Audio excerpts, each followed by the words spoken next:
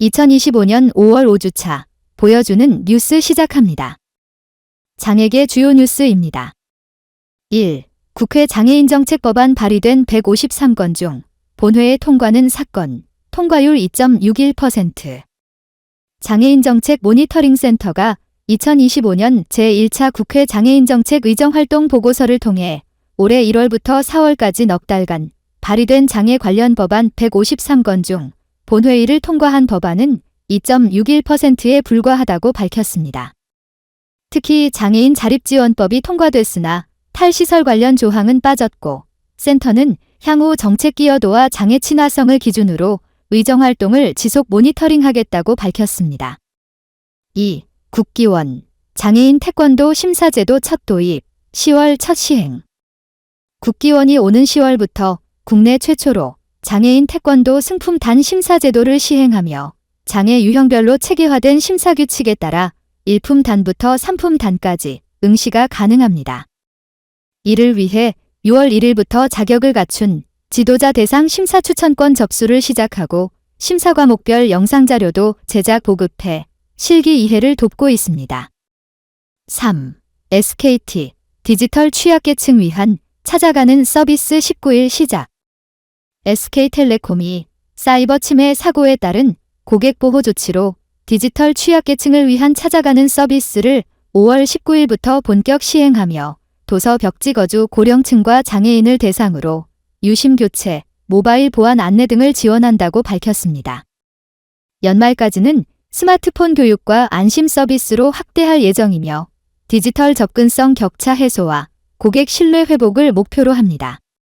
4. 장총련 2025차 차통통 장애인 정책 공모전 개최.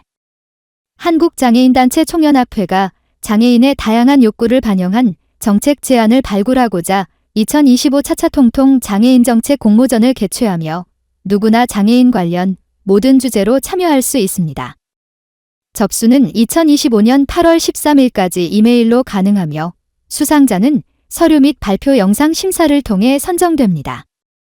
5. 청각장애인 시청권 침해 논란, GS 홈쇼핑 시청자재단, 무대응 도마의. 대한난청협회는 GS 홈쇼핑의 자막방송 품질 저하가 수개월간 개선되지 않았다며 자막방송 송출 중단을 공식 요청하고 강도 높은 비판을 제기했습니다. 협회는 자막 오류가 단순 기술 문제가 아닌 인권 침해라고 지적하며 실질적인 개선이 이뤄지지 않을 경우 공론화 등 강경 대응에 나설 방침입니다. 사회복지 정책 지역 뉴스입니다. 서울시 교육청, 장애인 생산품 구매 544억 원, 공공기관 중 전국 1위. 서울특별시 교육청이 올해 장애인 표준사업장에서 총 544억 원 규모의 생산품을 구매하며 전국 공공기관 가운데 구매 금액 1위를 기록했다고 밝혔습니다. 경기도, 경계선지능인 평생교육 프로그램 참여자 모집. 경기도가 경계선지능인의 자립과 사회참여 촉진을 위해 21개 시군별로 평생교육 프로그램 참여자를 선착순 모집한다고 밝혔습니다. 서울특별시 기후재난 대비 2025 여름철 종합대책 가동. 서울특별시가 올여름 장기화가 예상되는 폭염과 국지성 호우 등 복합 기후재난에 대응하기 위해 5월 15일부터 10월 15일까지 2025년 여름철 종합대책을 본격 가동한다고 밝혔습니다. 충청남도 발달장애인 부모교육 지원사업 참가자 모집.